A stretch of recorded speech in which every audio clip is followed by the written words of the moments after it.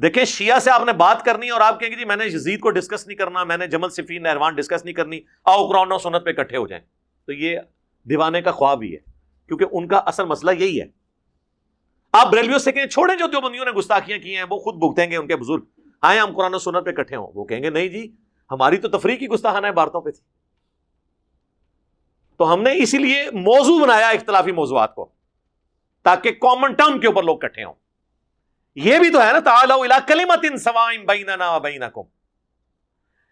Doctor اسرار صاحب، مودودی صاحب یا ایون مولانا اسحاق صاحب بھی وہ سمجھتے رہے کامن ٹرم یہ ہے کہ ہم کہیں تمہارے بزرگ بھی رحمۃ اللہ علیہ، ہمارے بزرگ بھی رحمۃ اللہ علیہ، نہیں،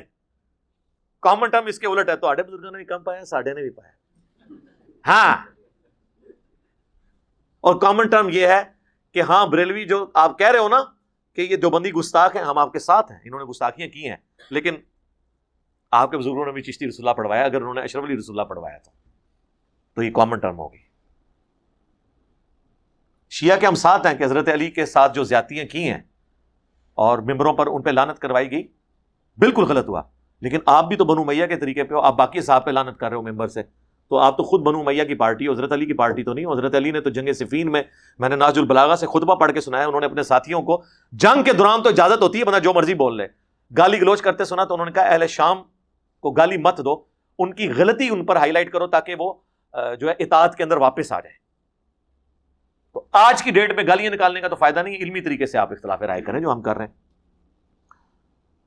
جب تک قریش مکہ نے اسلام قبول نہیں کیا، اسلام مکہ مدینے کی باؤنڈری سے باہر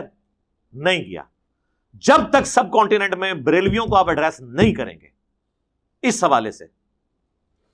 یہ دیوانے کا خواب ہے کہ آپ کوئی انقلاب لا سکیں، وقتی انقلاب ضرور آتے ہیں۔